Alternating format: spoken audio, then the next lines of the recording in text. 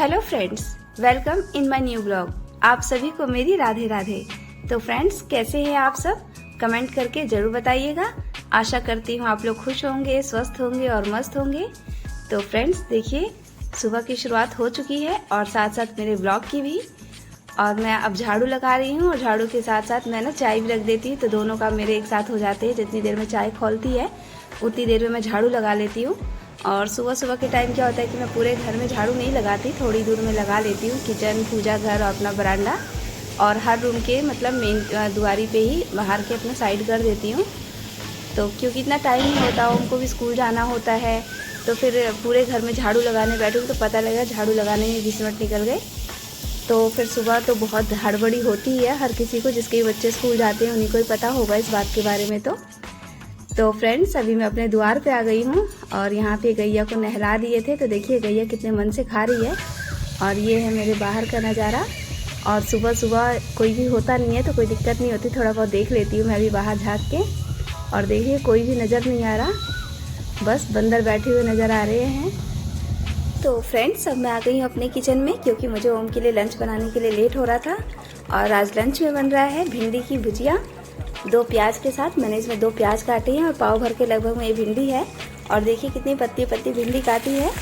और क्योंकि पता है सुबह इतनी जल्दी होती है कि सब्जी बनाने का समय तो होता ही नहीं है, कैसे भी झटपट लंच बना के तैयार, क्योंकि इतनी जल्दी स्कूल लग जाता है बच्चों का, इस समय ही नहीं होता कि आपको स्पेशल दूसरी चीज़ बना के दे सको। मैं मैगी, पास्ता ये सब नहीं देती हूँ इसको लंच में, इसके स्कूल में अलाउड नहीं है। तो मेरे को भी यही सही लगता है और इसको मतलब पास्ता वगैरह ज़्यादा पसंद भी नहीं है। तो बस मैंने भिंडी और प्याज दोनों को एक साथ छौंक दिया और उसमें हल्दी, नमक और काली मिर्च और जीरा का पाउडर डाल दिया। तो फ्रेंड्स, आप कभी भी बना सकते हैं इसे झटपट। ये भी बनने वाली जो भुजिया होती है, कोई भी भुजिया बहुत जल्दी बन के तैयार होती है। और आज इसके साथ मैं बनाने वाली हूँ कचौड़ी। तो कचौड़ी और भुजिया का नाश्ता आज ओम को मैं दूंगी लंच में। तो फ्रेंड्स, अगर आपके छोटे बच्चे हों तो आपको पता ही होगा, स्कूल जाते हैं तो कितनी जल्दी रहती है हर एक चीज़ की बच्चों के लिए। अब इसी में ड्रेस वगैरह भी निकालना है बच्चों का, कुछ भी तैयारी है, मम्मा ये मम्मा वो, तो इसी में आपको वो भी देना होता है, हर एक चीज़ दे। तो ये देखिए, ये मेरी भुजिया बनके अब तैयार हो चुकी है। कितनी खूबसूरत भुजिया का कलर लग रहा है। तो फ्रेंड्स चलिए, अब मैं इसको रख देती हूँ और चलती हूँ अपनी कचौड़ी की तरफ। और ये देखिए, मैंने आटा लेके इसमें अजवाइन वगैरह थोड़ा रगड़ के डाला है और इसमें थोड़ा सा नमक और थोड़ा सा रिफाइंड मैं इसमें ऐड कर दूंगी। और बस इसका मैं सख्त आटा गूंद लूंगी। मैं इसमें कोई भरवा वरवा नहीं बना रही हूँ, मैं सिंपल कचौड़ी बना रही हूँ, जो कि मेरे ससुराल में बनती है इसी टाइप की। मायके से मतलब मैंने तो बस यही भरवा वगैरह सुना था, लेकिन मैं यहाँ आई तो मेरे को बहुत अच्छा लगा। बहुत जल्दी और शॉर्टकट तरीके से भी बन जाती है, मेहनत भी नहीं लगती और खाने में भी लाजवाब टेस्ट होता है इसका। शादी के टाइम मेरे को वैसे कुछ ज़्यादा बनाने भी नहीं आता था, बस वो तो मम्मी खाना बनाती थी। लेकिन जब शादी हुई तो बहुत सी ऐसी चीज़ें आई हुई जो मैंने यहाँ पे आके सीखी अपनी ननद से। मेरी सास नहीं है, मेरी ननद ही थी, उन्होंने मुझे बहुत कुछ सिखाया, बट मैंने कभी ये नहीं दिखाया कि मेरे को ये नहीं आता। तो फ्रेंड्स चलिए, मेरी कचौड़ियाँ बनके देखिए तैयार हो चुकी हैं और कितना ही सुंदर कलर आया है इनका। और छोटी छोटी होती है तो एक बार मैं 4-5 निकाल लेती हूँ। अभी मैंने तेल कम डाला है, वरना मैं 7-8 भी निकाल लेती हूँ इसमें से। तो फ्रेंड्स, अब मैं उसका लंच पैक करके जल्दी से दे दूं, क्योंकि टाइम भी बहुत तेजी से भाग रहा है। और ये देखिए, अब जो मेरा ओम है, अब ये जा रहा है अपने पापा के साथ। तो चलती हूँ। तो फ्रेंड्स, अब मैं आ गई हूँ अपने किचन में, क्योंकि अब नहाना धोना, पूजा पाठ, झाड़ू पोछा हो चुका है मेरा। और लास्ट का मेरा बर्तन का है, जो कि ये भी खत्म होने के बाद मेरा सारा काम खत्म हो चुका है। और अभी बज रहे हैं 11, क्योंकि आज काम करते करते कुछ ज़्यादा ही लेट हो गया। क्योंकि मैंने आपको बताया है कि मैं कहीं भी जाना चाहती तो अपने घर का सारा काम खत्म करके ही मैं कहीं जाना चाहती हूँ, ताकि आने के बाद मुझे कोई काम ना रहे। और आज आप चलिए मेरे साथ वहाँ जहाँ हमारी कई दिनों से प्लानिंग बन रही थी, और मेरे साथ रास्ते का एंजॉय कीजिए। तो फ्रेंड्स, मैं अपने हस्बैंड के साथ आज जा रही हूँ और साथ में मेरी बेटी भी जा रही है। और आज रानी नहीं जा रही हैं, क्योंकि उन्हें कुछ काम है, कहीं जाना है उन्हें। तो मैं और मेरे हस्बैंड निकल गए हैं मंगला भवानी मंदिर, जो कि मेरे यहाँ से 4-5 किलोमीटर के रास्ते पे होगा। और ये देखिए, ये अपनी गमछी ले रखी है, कहीं जाते हैं तो अपनी गमछी जरूर ले लेते हैं साथ में। हर जगह का अपना कल्चर होता है, संस्कृति होती है। हमारे यहाँ की यही संस्कृति है कि हम लोग जहाँ भी जाए घूंघट निकाल के जाते हैं अपने गांव घर में, और भले वहाँ जाके मतलब अपना घूंघट मैं ऊपर कर देती हूँ, लेकिन गांव से तो हमें ऐसे ही निकलना है ताकि कोई ये ना कहे कि उसकी घरवाली कैसे जा रही है। तो फ्रेंड्स, अभी हम हैं गंगा नदी पे, और देखिए इस जिस पुल पे हैं, इस पुल का नाम है वीर कुंवर सेतु। और देखिए कितनी सुंदर गंगा जी लग रही हैं। और आज दिन है शुक्रवार, और देखिए लग रहा है कि गंगा जी में थोड़ी थोड़ी बढ़ोतरी भी हो रही है, क्योंकि पहले जो मैंने आपको गंगा जी दिखाई थी वो इतनी चौड़ी नहीं थी, लेकिन इस बार ज़्यादा चौड़ी और बिल्कुल स्वच्छ और निर्मल लग रही हैं। और अब हम गंगा नदी क्रॉस करके आ गए हैं यूपी की साइड में। और देखिए ये यूपी है जो चल रहा है अभी, क्योंकि ये जो वीर कुंवर सेतु जो पुल है वो यूपी और बिहार के बॉर्डर को जोड़ता है। और फ्रेंड्स, रास्ते का नज़ारा देखते रहिए, मेरे को भी बहुत अच्छा लग रहा है देखने में, इसलिए मैं रिकॉर्डिंग कर रही हूँ गाड़ी पे ही बैठ के। कितने लोग होते हैं देखते हैं, लेकिन कुछ फर्क नहीं पड़ता इस बात से। और ये देखिए ये बॉर्डर है यूपी और बिहार का। और अब हम ट्रैवल कर रहे हैं यूपी में। यहाँ से 2 किलोमीटर की दूरी पे मंगला भवानी का मंदिर होगा। बहुत ही फेमस और प्राचीन मंदिर है ये। और ये देखिए ग्रामीण रोड है, सड़क है, कितना अच्छा लग रहा है ये सब देखने में। शोर शराबा कुछ नहीं, अभी भी लोग साइकिल से ही चलते हैं यहाँ पे। और फ्रेंड्स, बहुत ही इंजॉय, क्योंकि इतनी ठंडी ठंडी हवा भी चल रही थी, बादल लग रहे थे, तो बहुत ही अच्छा लग रहा था ये सब देखने में भी। तो हमने तो पूरे रास्ते का बहुत ही मज़ा उठाया, और हम लोग खूब इंजॉय करते हुए, मेरी बेटी भी आगे कुछ ना कुछ बोलती हुई जा रही थी, तो कब रास्ता कट गया पता ही नहीं चला। तो फ्रेंड्स, 15 मिनट या 20 मिनट लगते हैं हमें मंदिर तक पहुंचने में। और अब हम पहुंच चुके हैं फ्रेंड्स मंदिर पे। और ये देखिए ये मंदिर का रास्ता है जाने का, और बहुत सारी दुकानें रोड की दोनों साइड में लगी हुई थी। और देखिए भीड़ नहीं है, लेकिन 1 जनवरी या नवरात्रों में 1 किलोमीटर दूर से ही यहाँ पे इतनी भीड़ लग जाती है कि पुलिस वगैरह, इतनी भीड़ होती है कि मैं आपको बता नहीं सकती, कि इंसान खो जाए। और अब हम पहुँच चुके हैं मंदिर के मेन गेट पे, और यहाँ से देखिए मंदिर की एंट्री हो रही है। और फ्रेंड्स, ये कई सदियों पुराना मंदिर है, मंगला भवानी का मंदिर। और देखिए मंगला भवानी के मंदिर का बहुत ही खूबसूरत नज़ारा, बहुत ही दूर में फैला हुआ है ये मंदिर। और हमने प्रसाद वगैरह खरीदा दुकान से, और हम अब आ गए हैं मंदिर के आंगन में। अब हम लोग यहीं पे अपने जूते चप्पल भी खोल देते हैं। अब उसके बाद मेरे हस्बैंड जी देख रहे हैं कि मतलब फूल वगैरह लेने के लिए, और मैं बना रही हूँ वीडियो आपको दिखाने के लिए। तो अब हम जा रहे हैं फूल लेने के लिए, क्योंकि बिना फूलों की पूजा थोड़ी अधूरी सी लगती है। और देखिए मेरी शानू अपने पापा के पीछे पीछे भाग रही है। और फ्रेंड्स, लगता है कि यहाँ पे दुकानदार नहीं है, तो ये बोल रहे हैं फूल लेने के लिए। और ये देखिए कितनी सुंदर सुंदर मूर्तियाँ रखी हुई हैं, माला रखी हुई है, फूल रखे हुए हैं। तो हम लोगों ने यहाँ से फूल लिए, और अब हम जा रहे हैं मंदिर की तरफ।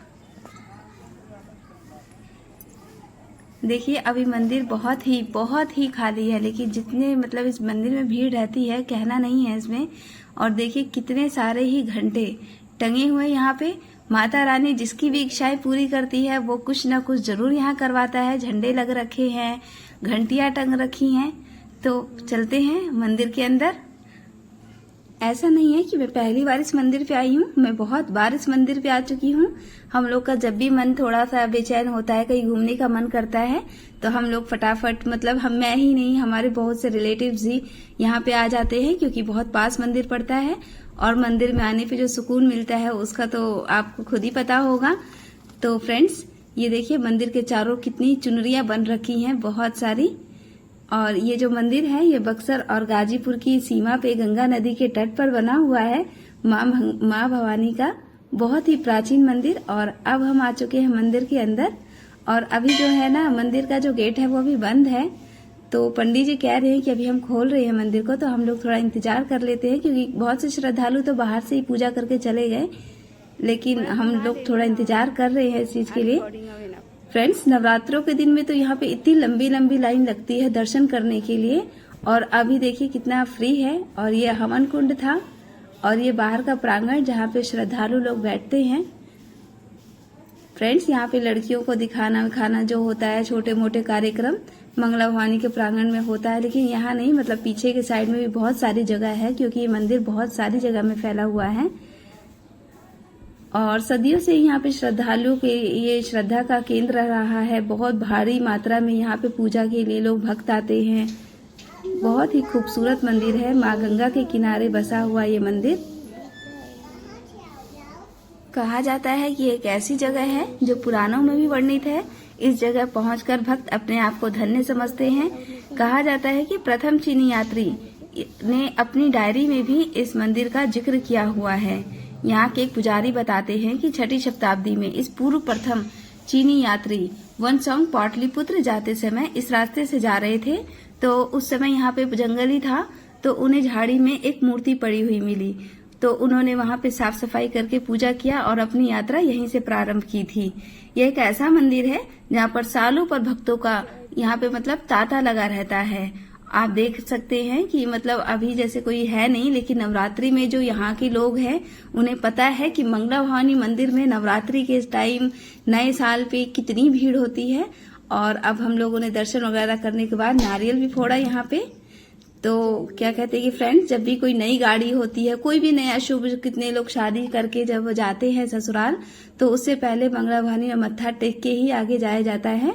और बहुत ही प्राचीन मंदिर है ये, 6वीं शताब्दी से भी बहुत पुराने का। और ये देखिए कितना बड़ा घंटा टंगा हुआ था। और अब हम जा रहे हैं बजरंग बली के दर्शन करने, क्योंकि यहाँ पे छोटे मोटे मंदिर और भी बहुत से हैं। इस मंदिर में एक छोटा सा पार्क भी हुआ करता था पहले, बगीचा टाइप का, जो कि अभी बहुत सारा जो निर्माण कार्य हो रहा है, तो थोड़ी सी जगह कम हो गई है। तो फ्रेंड्स, ये देखिए, ये बजरंगबली के मंदिर में हम लोग आ गए हैं दर्शन करने के लिए। अभी मंदिर का गेट बंद है, तो हम लोग बाहर से ही दर्शन करेंगे यहाँ पे।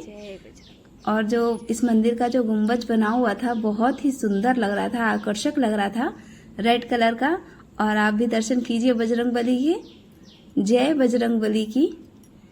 तो फ्रेंड्स, अगर मेरा ब्लॉग आपको पसंद आए तो प्लीज मेरे चैनल को सब्सक्राइब कीजिएगा, वीडियो को लाइक कीजिएगा और बेल आइकन को प्रेस करना मत भूलिएगा, ताकि मेरी किसी भी वीडियो की नोटिफिकेशन आप तक सबसे पहले पहुंच सके। और ये देखिए, बजरंगबली के साक्षात दर्शन हो रहे हैं और घड़ी में बज चुके हैं 5:45। और ये देखिए बजरंगबली, और ये मेरे को बोल रहे हैं कि तुम वीडियो मत बनाओ वरना बोलने लगेंगे, लेकिन मैं फिर भी बना रही हूँ। मन का भी कोई है नहीं यहाँ पे। और फ्रेंड्स देखिए, पंडित जी ने हमें माता रानी की चुनरी भी दी थी। और अब हम लोग यहाँ से दर्शन करने के बाद देखिए, हम लोग कुछ शॉपिंग भी करेंगे थोड़ी बहुत, क्योंकि मेरी शानू जब से यहाँ पे आई थी तब से वो जिद कर रही थी, मुझे ये चाहिए, मुझे वो चाहिए, तो मैं वही उसको थोड़ा दिला रही थी। और ये देखिए, ये मंदिर के पीछे का हिस्सा है जहाँ पे बहुत सी भीड़ लगी रहती है। मैं भी आपको फिर सीन कभी दिखाऊंगी कि यहाँ की भीड़ कितनी जबरदस्त होती है। और अभी तो मेरे को यही देख के हैरानी हो रही कि मंगला भवानी मंदिर में इतनी भीड़ कम कैसे है। तो फ्रेंड्स, अब दर्शन करने के बाद हम चलते हैं अपने घर की तरफ। और रास्ते में देखिए, ये भी एक मंदिर, बहुत ही विशाल मंदिर बन रहा था, लेकिन ये बंद था अभी इसका निर्माण कार्य चल रहा है। तो अब फिर से वही अपना घर लौट के। तो आज का ये मेरा ब्लॉग आपको कैसा लगा, प्लीज़ मुझे कमेंट करके ज़रूर बताइएगा।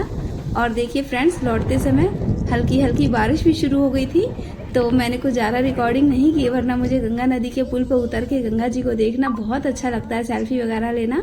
लेकिन इतनी बारिश हो रही थी कि हम लोग वहाँ पे रुकना उचित नहीं समझा। तो चलिए फ्रेंड्स, आज का ब्लॉग यहीं तक का था। मिलते हैं अपने अगले ब्लॉग में एक नई वीडियो के साथ। तो तब तक आपका बहुत बहुत धन्यवाद।